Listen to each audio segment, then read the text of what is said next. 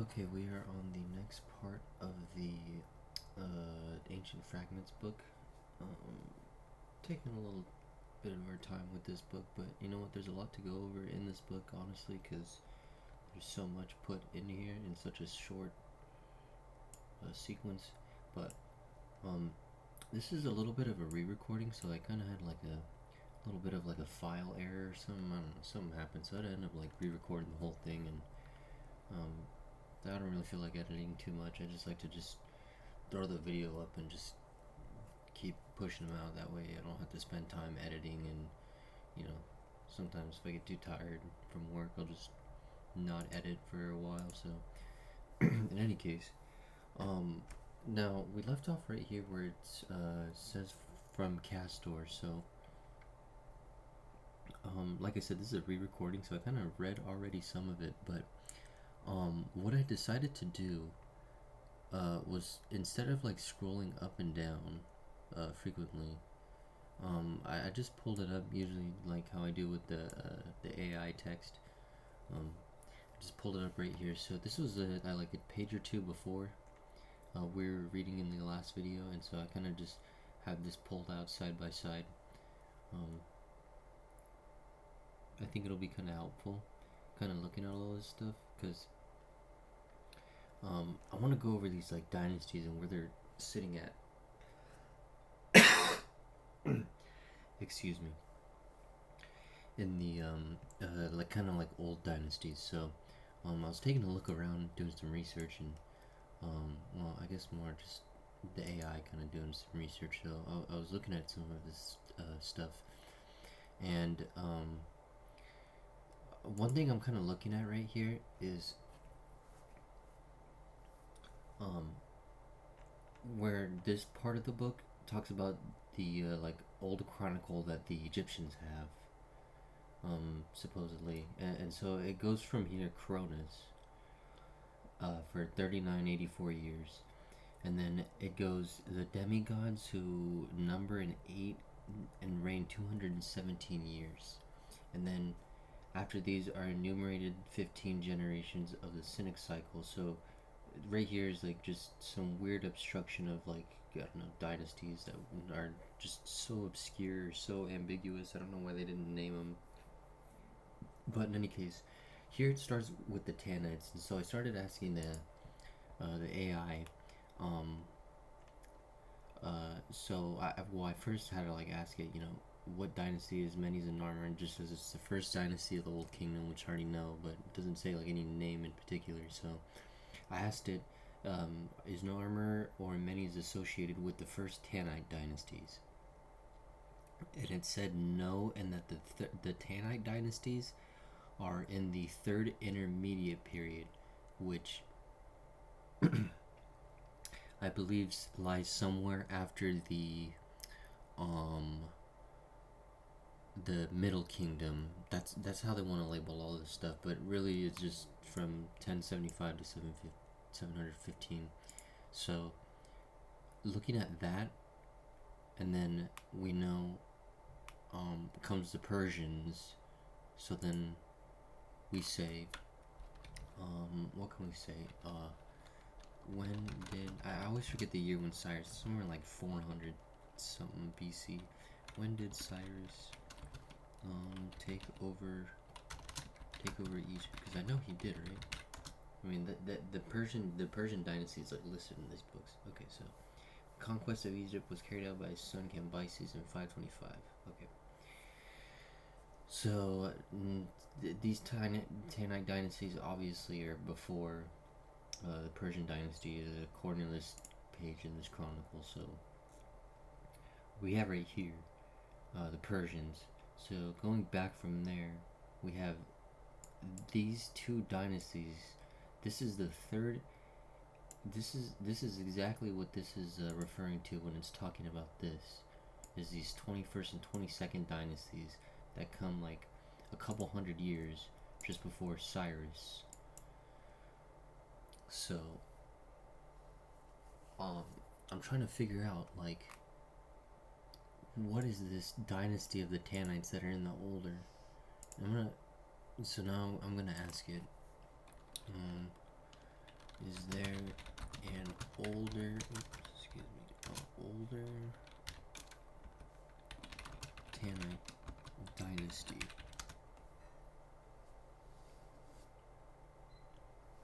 It says there's no older Tanite dynasties. The Tanite dynasties refers to the 21st and 22nd, which we already said. The city of Tanis itself existed earlier and was a significant location. Let's see, but the period followed the collapse of the New Kingdom and was political fragmented. Yeah, so they had Lower Egypt and Upper Egypt. Oh, okay, so they kind of like split up a little bit. Interesting. Kind of forgot that, or maybe just don't remember it all completely. So this is kind of curious to me, and then looking at, so if we go to now here,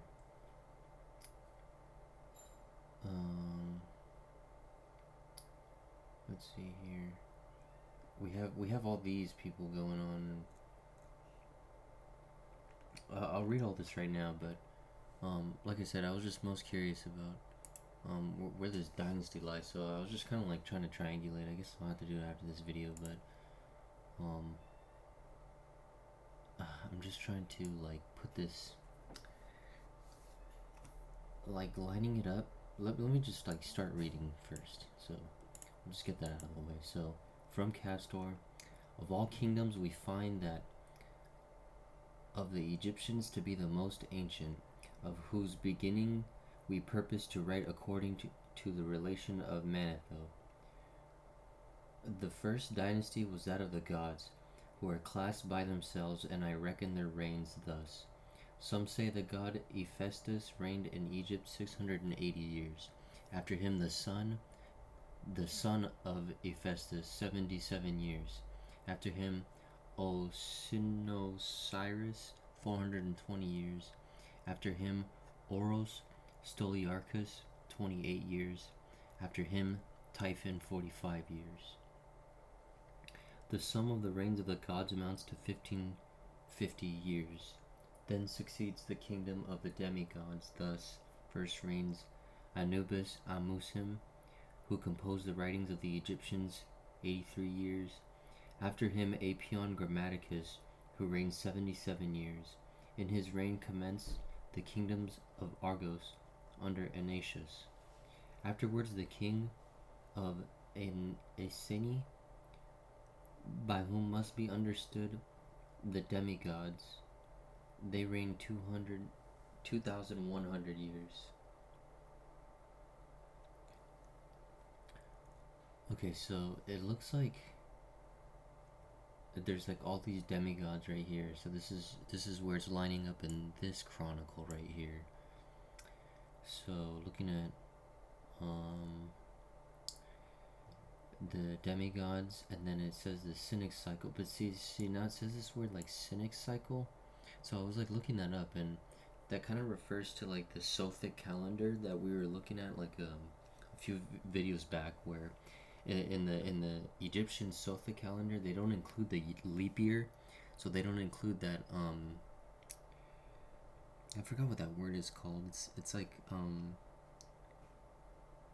it's like the I think it's like the axis rotation of like the Earth or something like that they want to say, and that includes like 1/4 of a day every 4 years, or there's like there's a 0.25 of a day in every year, so that every 4 years it's one whole day.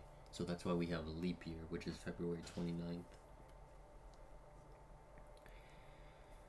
So it looks like that word is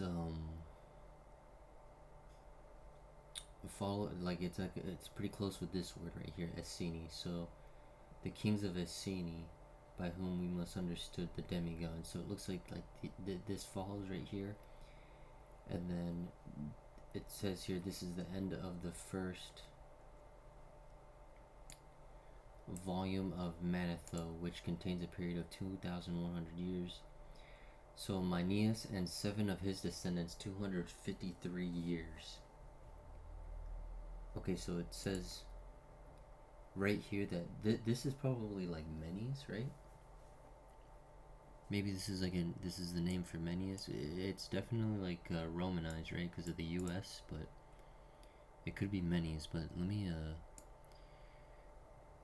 so if we're looking right here where it's talking about the Cynic cycle, which, like I said, is assuming that this is referring to this right here.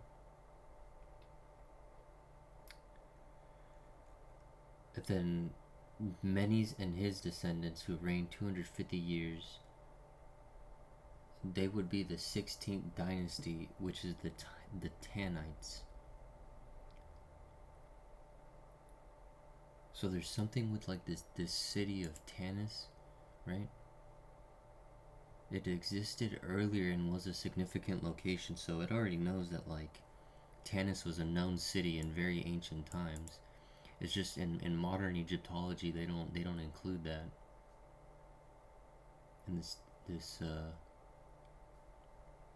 and the dynasty is only prominent in like the later centuries, more closer to like I don't know, non-legendary history, so to speak. But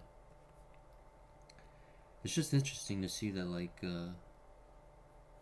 I'm kind of curious to like do research now on the city of Tanis, because that's like saying that like that was like where the first dynasty was, and that this is saying that this is Menes. But I'm gonna go back to the page before real quick and read this footer.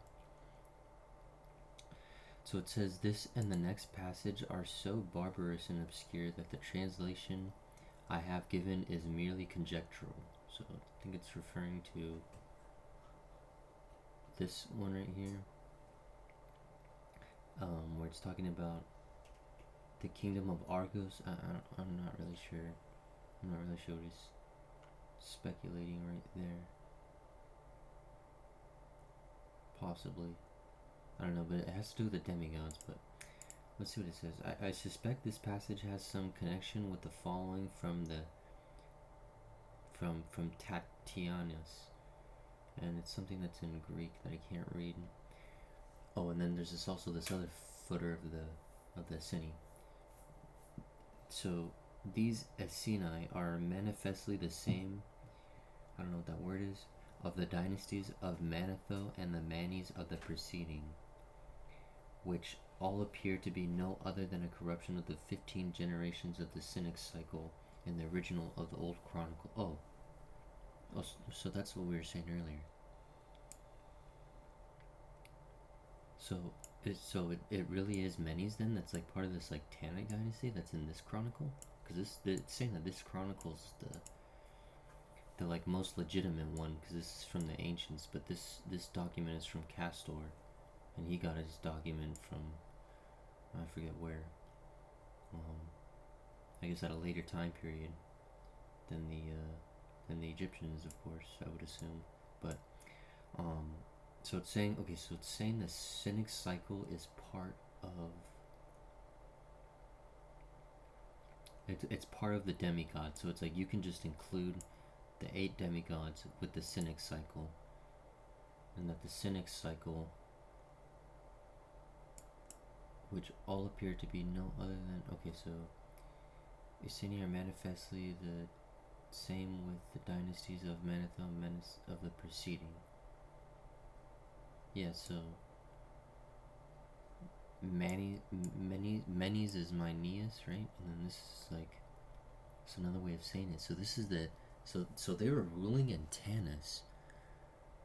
I really want to do some like research like right now and like open up like what's in the city of Tanis, like what ancient structures are in there more so. I mean, maybe we can get some information off of that, maybe, but oh, it's just so curious, you know what I mean? Like pinpointing like the like first dynasties. It's really, really curious to me, honestly. Okay, so honestly, I forgot where we stopped reading at, but I think we stopped right here, because I read the footer, so I went back over here. Then reigned 8 others in 302 years.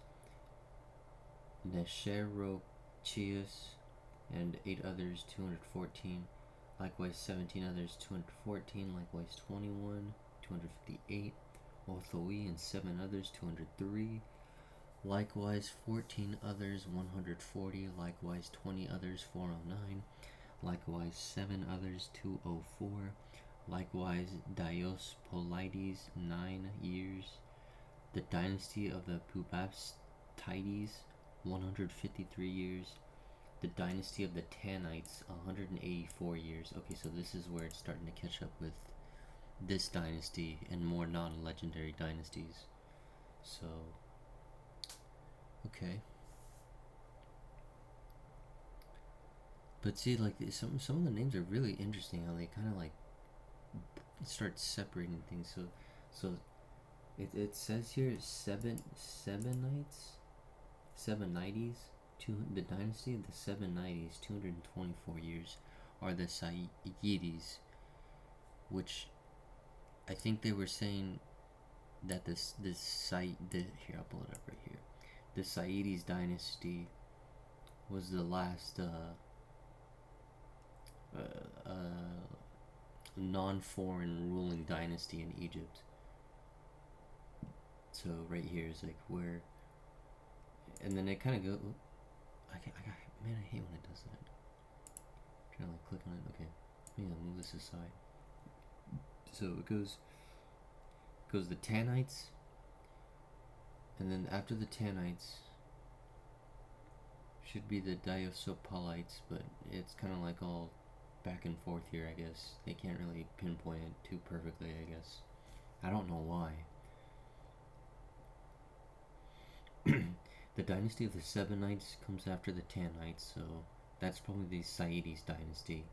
And then it says here that the Memphites come before the Ethiopiites, because it says here Memphites 318 and then dynasty of Iliopolides.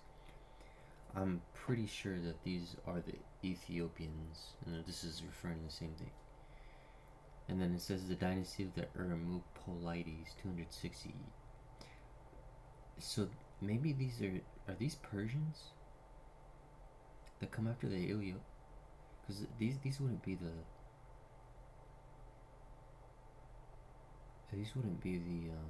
Persian dynasty, was it? Would it? I don't know. Let's scroll down a little bit more. So the second volume enumerates to the 17th dynasty and contains a period of 15-20 years. These are the dynasties of Egypt. Okay, so maybe Ermopolides? I don't know.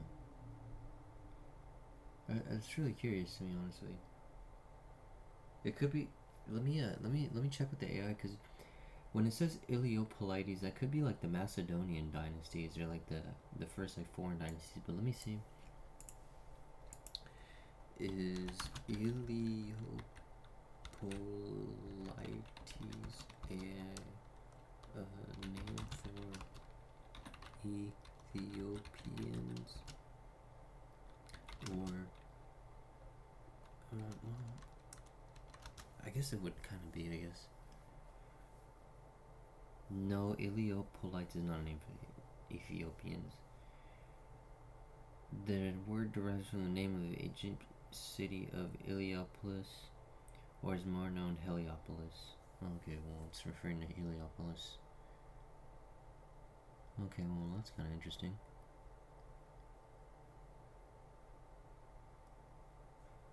But where does the word Ethiopian come from?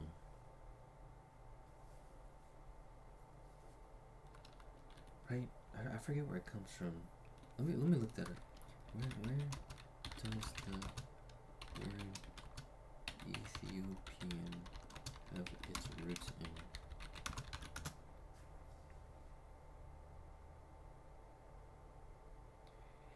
It has its roots in ancient Greek,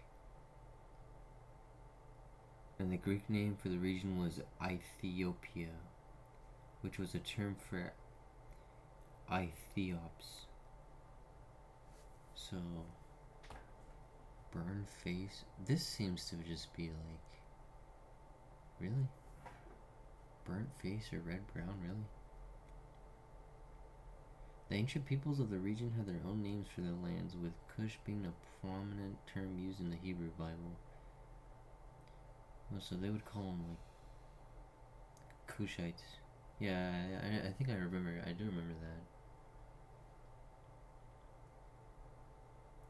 And it was Ethiopia. Yeah. I don't know. Well, why does it mention the Ethiopians there in this dynasty? I mean, I don't know. I guess it could be like mentioned. I really thought it would have been like maybe the Ethiopians. Well, let me look. Actually, hold on. Let me type up this word. So the word Eliopolitorum refers to Heliopolis. Heliopolis. But this word is Latin?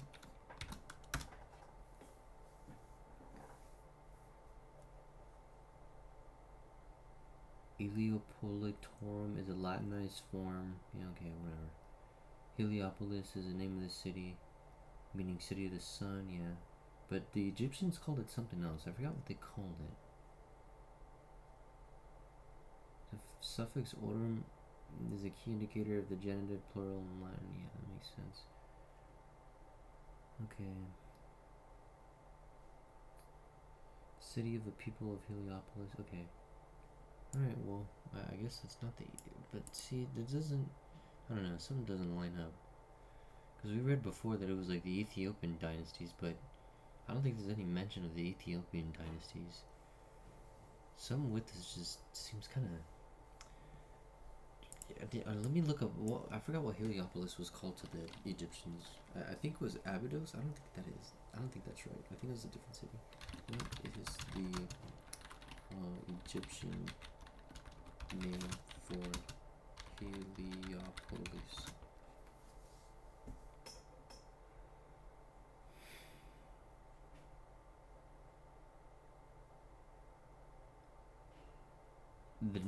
Okay, so it says the name Iyunu literally translates to the pillars and is believed to refer to the sacred obelisks of the pillars that are featured in the great city's temple. Okay.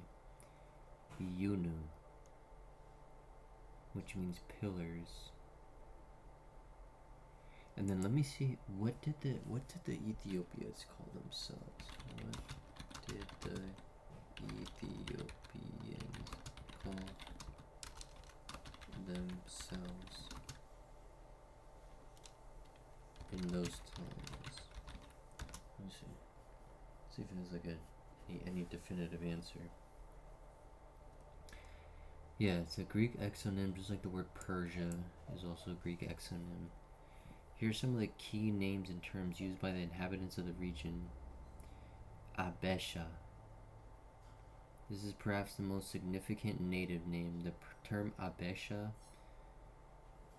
is in the ancient Ge'ez language. It was used to refer to the peoples of the Ethiopian highlands. It is the root of the later European name Abyssinia. Abyss, huh? Abesha. See here. I see. This is okay. So this is like more later. They call them Axum, but this is very curious. Abyssinia.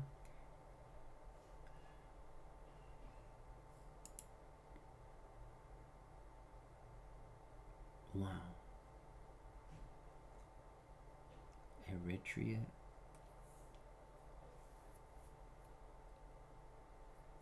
Abyssinia. That's really interesting how this translates into like to like European as like abyss. Because like they were calling like South Africa, according to like these like Akkadian and Sumerian texts, they were calling Africa, well, it's indirectly meaning southwards, the southern direction, but it's also like referring to like Africa, southern Africa in particular, and that was called Apsu. But I mean, if you take the word abyss and you kind of associate that with like deep, and then that kind of is the same word with Apsu, and then you got this name the Abesha, which is saying like abyss, because the European kind of like rendering is Abyssinia, but I mean the INIA probably has like some like conjugation later times, but oh, that is so crazy. I feel like that's like a linguistic connection right here. Is this Abesha? But it's used to just refer to the people of the Ethiopian highlands. But see, you notice how it says the Ethiopian highlands, right? Because these people who would have survived the floods would have been all in the mountains, and they all would have came down. That's what like every single generation saying. I mean, if you look at Mesoamerica, I mean, you can see like some of the oldest structures like are on mountains. If you look at like the Andes Mountains, right? You see like all these Peruvian like Machu Picchu and stuff like that. It's like on the mountains, and then like these civilizations, they were like surviving like a giant like water like kind of like flux going on the earth, so they had to like stay on the mountains, and then just telling over and over again of people from the highlands, because it seems to be like the oldest word that refers to these people, especially especially like it when it's in Egypt too, because they said that the oldest dynasties and that the people of Egypt originate in Upper Egypt, which is southern Egypt, which is in Sudan, and there's very very very curious structures there. So these things are like, it's just again another retelling of all this stuff. So it doesn't surprise me that this Abyssinia and Abesha means like Absu or deep, or refers to these ancient Ethiopian survivors. That's very like interesting to me. I just found that out. So, um, so we finished the dynasty. I think I'm just gonna end the video here and just continue what Eusebius says, because we know Eusebius is a more I think Greco-Roman author than some of these other ones who. I mean, we just looked at the old Egyptian chronicle and then Castor, which I don't know what period Castor is from, but Cory here is assuming, based on this page right here, that this work from Castor is a corruption of the 15 generations of the Cynic cycle. So he's saying that like this chronicle that we just looked at today is not like the original one, and that the original one is the old chronicle, which is the Theban chronicle that we looked at. So now we'll look at Eusebius, and this is kind of more of like I guess more of a foreigner, outsider, and whatnot. So